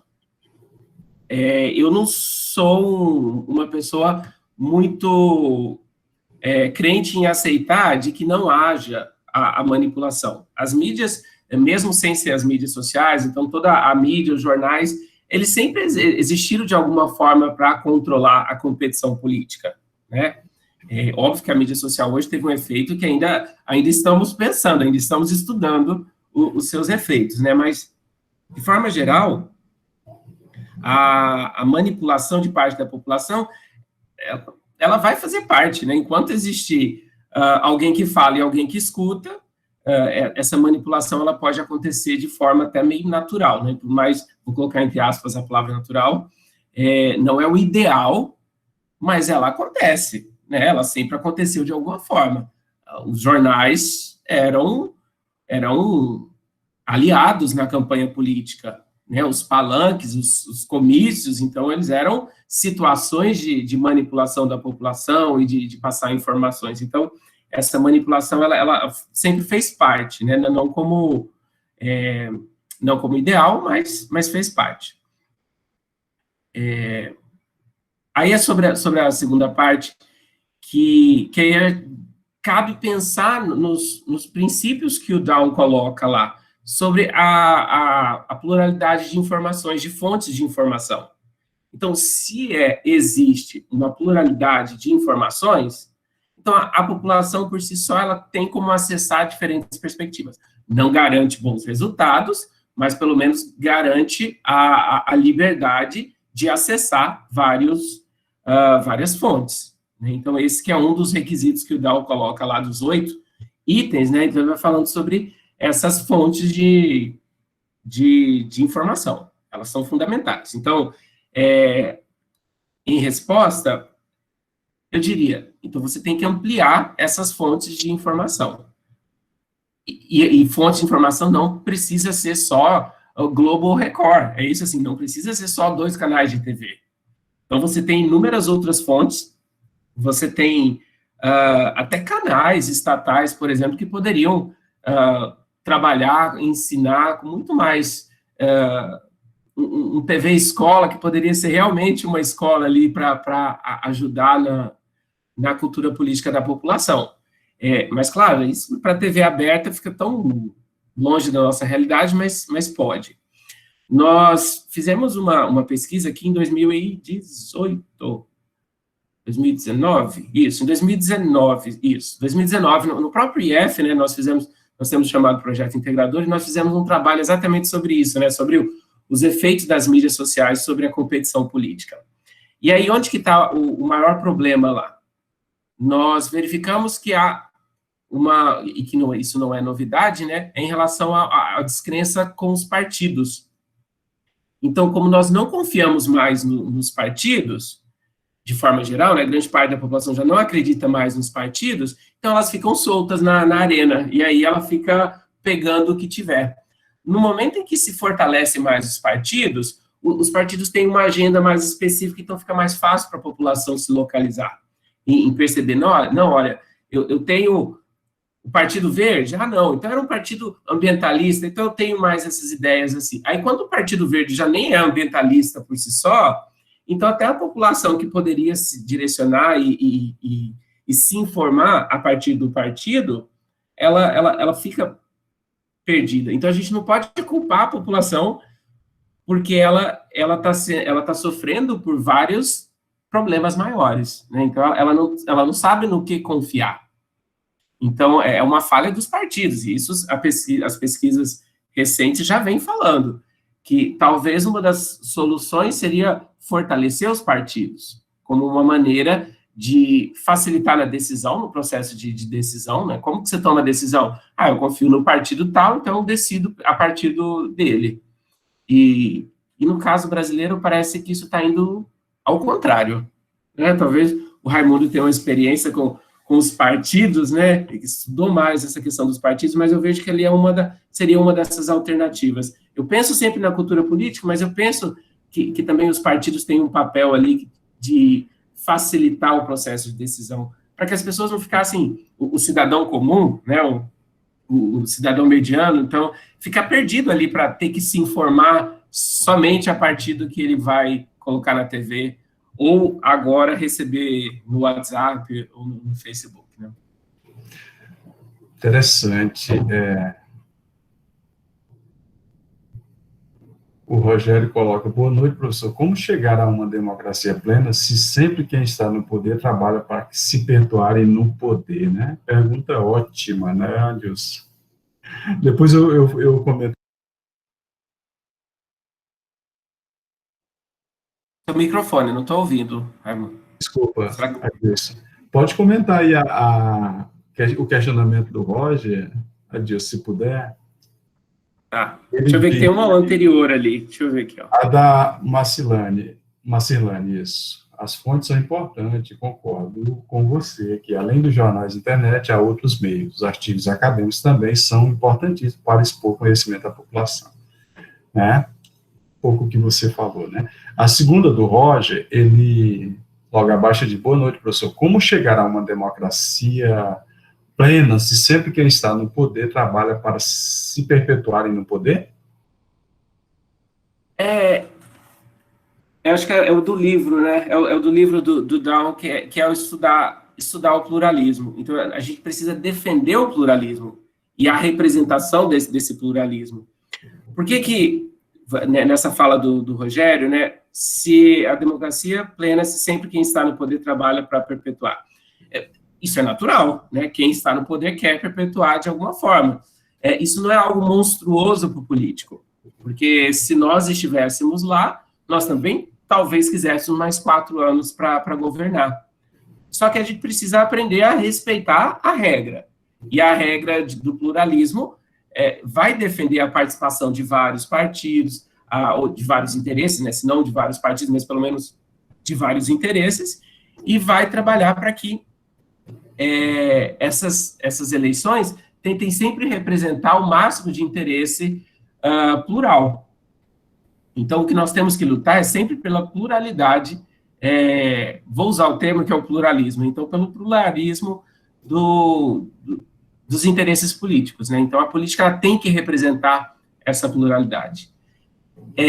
Imagino que essa fala sua seja muito do nosso costume, realmente, quando a gente for pensar em toda a história a história brasileira, a história política brasileira, né? Então, ó, saiu o fazendeiro de São Paulo, entra o fazendeiro de Minas, depois entra o de São Paulo, entra o de Minas. Então, nós crescemos com essa experiência ruim, que era, assim, que está longe de ser plural. Né? Então, eu acho que é um dos caminhos a gente sempre defender a pluralidade da competição, da participação. Então, imagine se você não permite que pessoas que sejam a favor do aborto, a favor da legalização das drogas, participem de uma competição política. Então, ela não está sendo plural. Se ela deveria representar interesses plurais, então a população ela precisa aprender a respeitar a pluralidade da competição também. Né? Então, de inserir. A Estefânia está grande, eu não li ainda. Tá. Tu quer que eu leia, Adilson, ou você lê mesmo? Para ti fica melhor? Deixa eu tentar ler aqui um pouquinho, só um minuto. Da poliarquia, né, participação e oposição, dentro da mensuração da democracia, numa análise da ciência política, sobretudo de possibilidade de oposição. Qual a sua opinião sobre a liberdade de expressão sobre os atos dos membros do Supremo Tribunal Federal, que também tem na sua investidura o exercício político no que tange o 5º Constitucional? Possibilidade de oposição. Aí o próprio Raimundo, né, conversou um pouco com o professor Hernani, né, lá da UFPE, que é um estudioso do sistema judiciário, né, e da política, né, o quanto eles se tornaram políticos nessa situação. Né? Então, o que a gente tem? Nós temos uma descrença na política que eu diria que acho que desde 2013 ela está se acentuando, né? Desde 2013 nós começamos a falar que a política não presta, que nenhum político presta, que todos eles deveriam ser presos. Eu falo, se todos forem presos, quem vai governar? O não político é o administrador da empresa, mas ele vai ter que virar político em algum momento, né? Mas eu diria que desde 2013 esse enfraquecimento da política no Brasil, as pessoas passaram a não acreditar na política mais intensamente.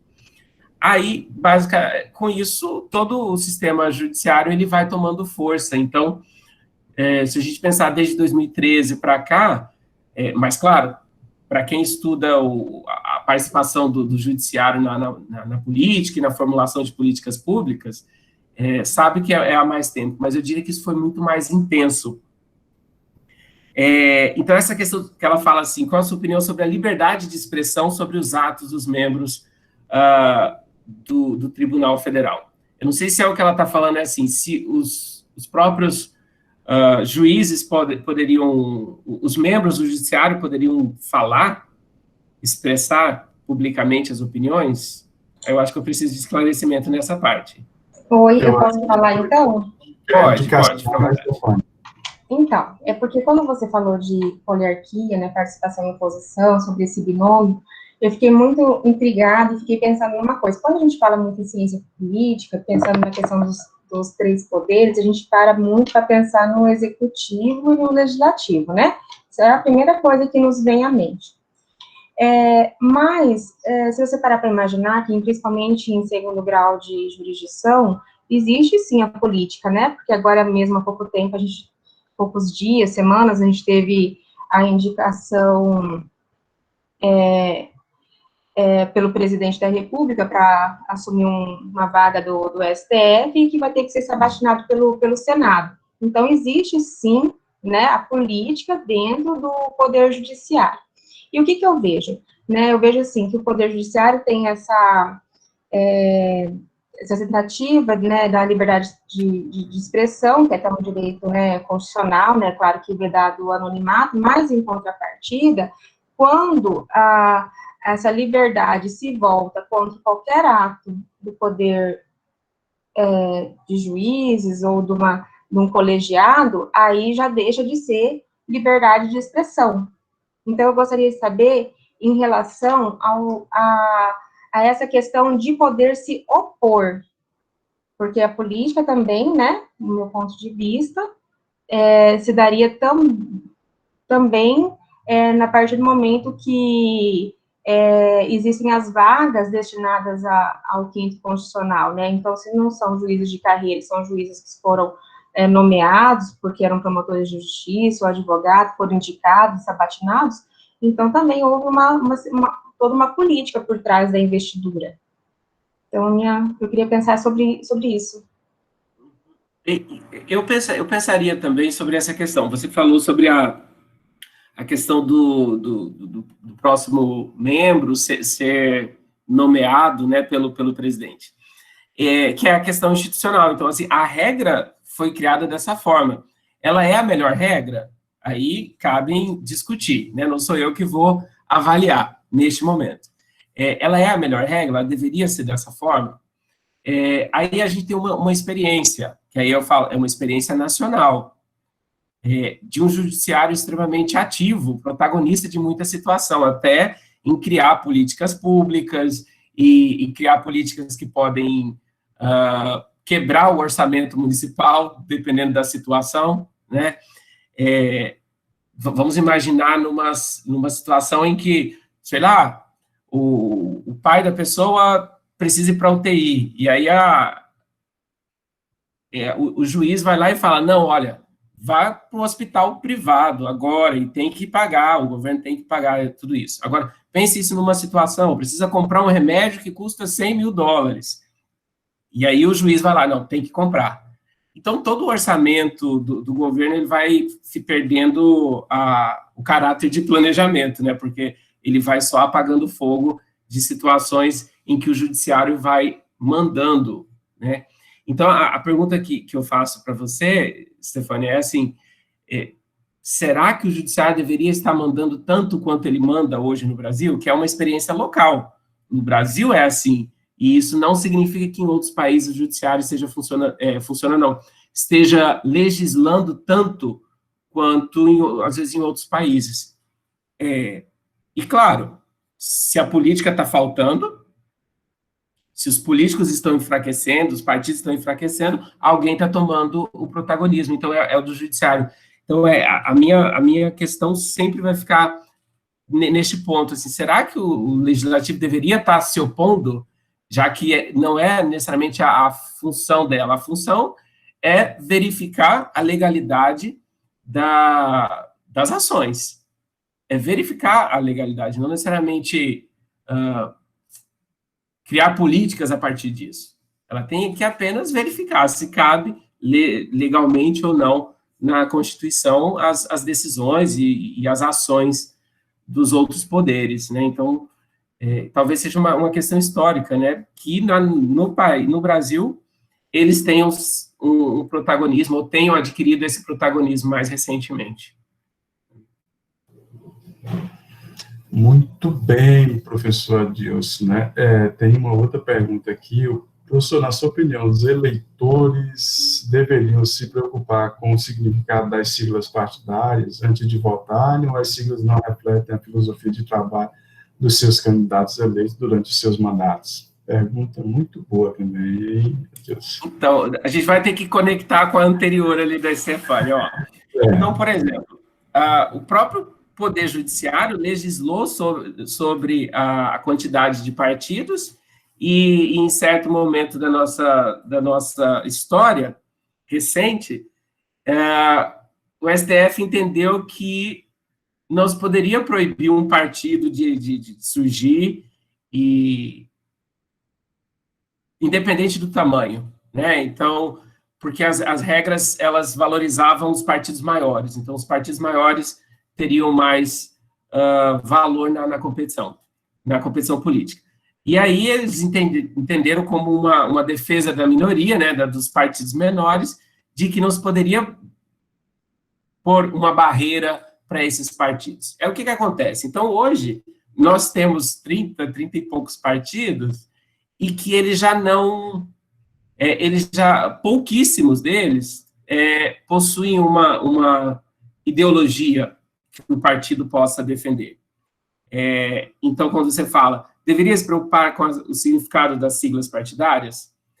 Deveriam, mas diante de 30 e tantos partidos, é muito difícil isso para a população, tem um custo de informação muito grande, então não dá. Porque os partidos não refletem necessariamente ideias. Então, você tem alguns partidos de esquerda que você entende, olha, não, este é o programa, essa é a agenda do partido. Então, por exemplo, se você pegar o Partido dos Trabalhadores, então você tem uma agenda. Você sabe que são questões ligadas ao trabalhador. Aí eu brinquei sobre o Partido Verde, que eu falei assim, eu já não sei se o Partido Verde é ambientalista mais. Se ele surgiu com o ideal ambientalista, ele já não é mais. Né? Ele está lá dentro do Congresso, mas não necessariamente com o poder de representação que ele tinha, ou pelo menos quando surgiu. Então, eu respondo a sua frase em duas situações. A população deveria prestar atenção? Deveria. Só que não é difícil fazer isso com 30 partidos, tá? Porque a gente viu que já não tem, se você for pensar na última candidatura do presidente, então ele tinha um partido que, a princípio, representava uma ideologia de uma população mais religiosa, de uma população mais conservadora, tal. Mas aí ele abandona aquele partido a partir da eleição. E aí você fala assim, então eu confio na sigla partidária do presidente, na ex-sigla partidária do presidente, ou eu confio agora no presidente? Observe para a população que votou nele, elas ficam numa situação muito difícil agora, então elas não sabem se confiam no PSL ou se elas confiam no presidente. Então a resposta ali está muito mais relacionada aos partidos. Nós temos um problema com a quantidade de partidos, porque eles não representam ideologias para que a própria população interprete, sabe?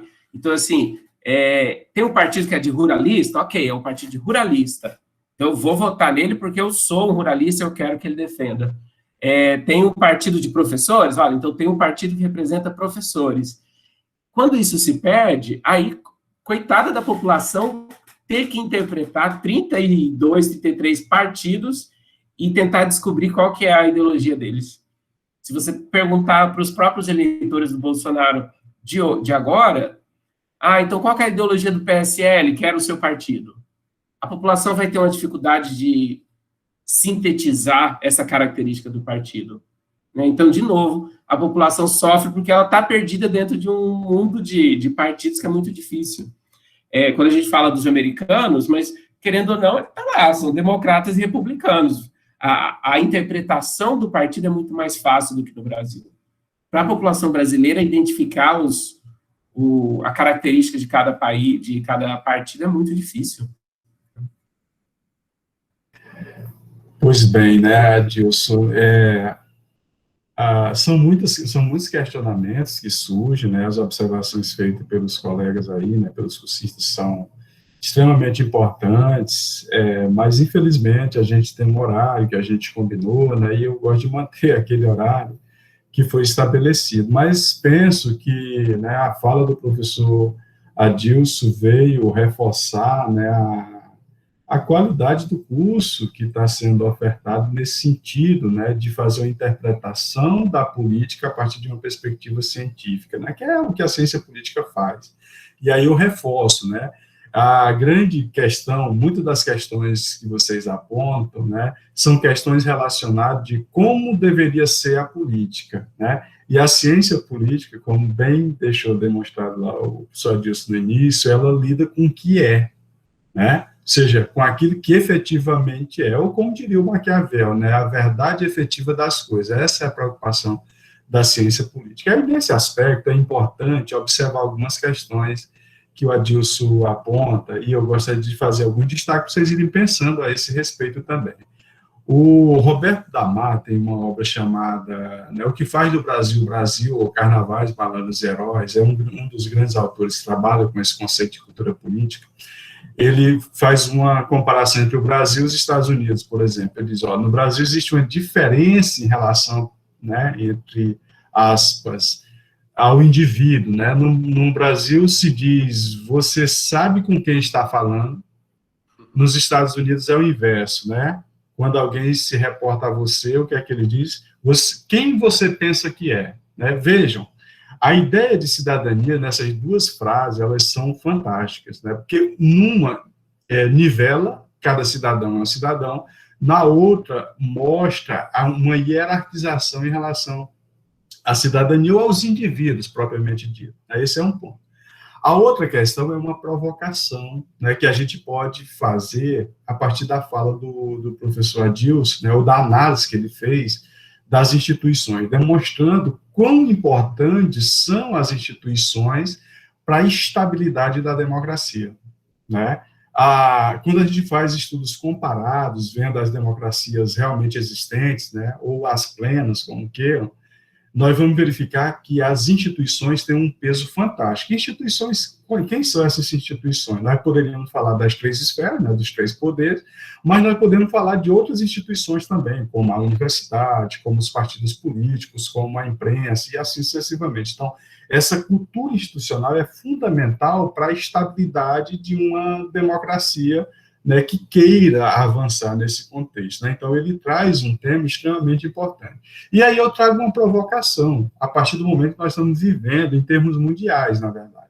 Eu costumo dizer que nós estamos dentro de um avião e nós vamos passar pelo Triângulo das Bermudas, né?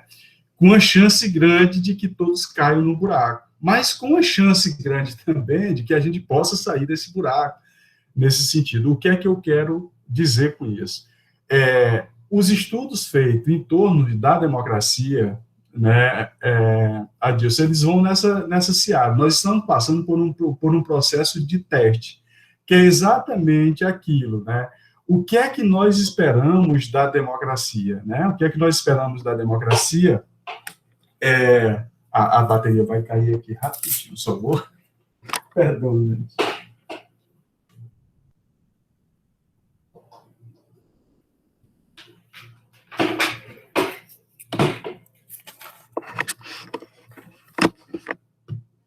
Então, o que se espera o que é que nós esperamos da democracia, né? O que é que a gente quer que a democracia nos possibilite. Então, a gente tem, o Adilson já apontou aí, né, um cenário de descrença em relação à democracia que não é só brasileiro, é mundial.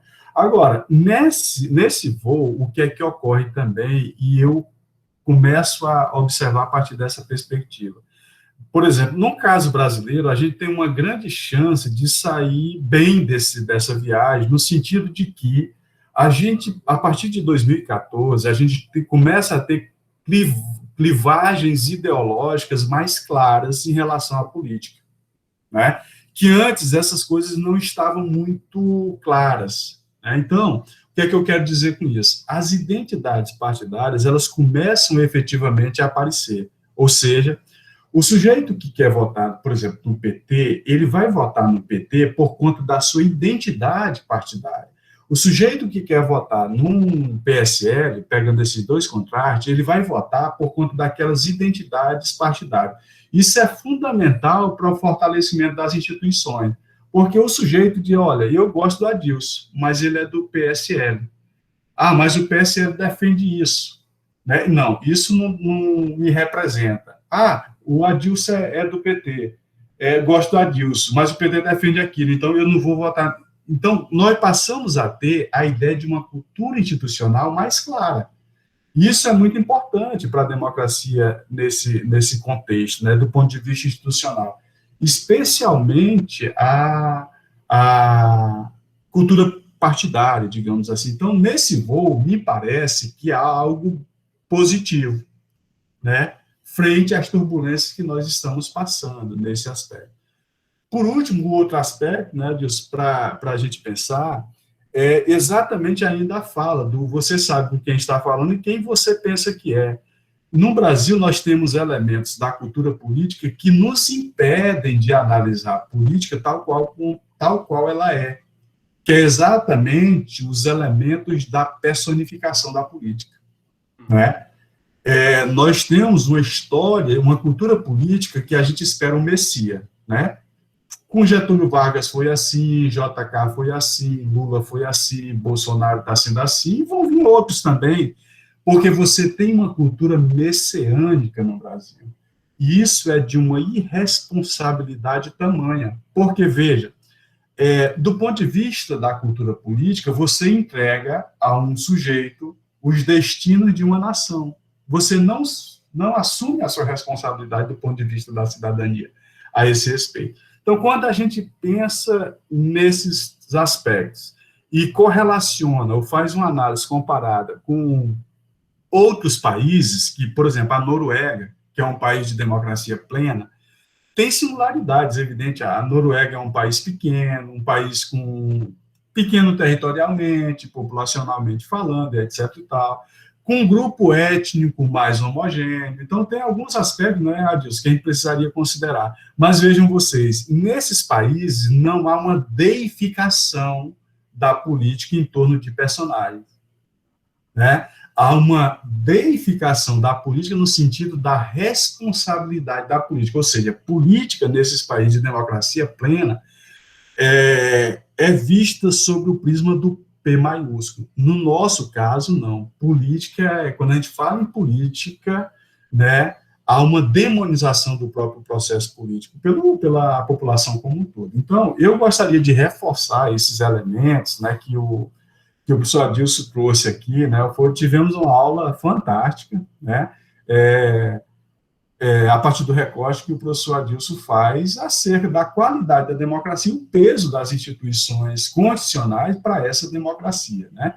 Ele fez uma análise extremamente substancial, né, trazendo os autores e colocando algumas questões aí para a gente pensar a política, né, e pensar a política sobre esse viés de análise, um viés analítico, né, enxergando ela como ela é, não como a gente gostaria que ela fosse. Evidente que, do ponto de vista da cultura política, ou do aprimoramento da cultura política, à medida em que a gente passa a entender como é que a política é na sua essência, a tendência é que a gente consiga melhorar as próprias instituições nesse contexto. Porque você passa a fazer o debate por cima e não por baixo. Tá? Então, eu gosto de ressaltar isso. Infelizmente, Adilson, gostaria de passar mais tempo aqui contigo, teria outras questões, mas a gente vai deixar para uma outra oportunidade. Eu espero, né, que os que estiveram aqui conosco até agora, né, tenham tido a mesma sensação que eu tive de aprendizado a partir da tua fala, a partir da tua leitura, né?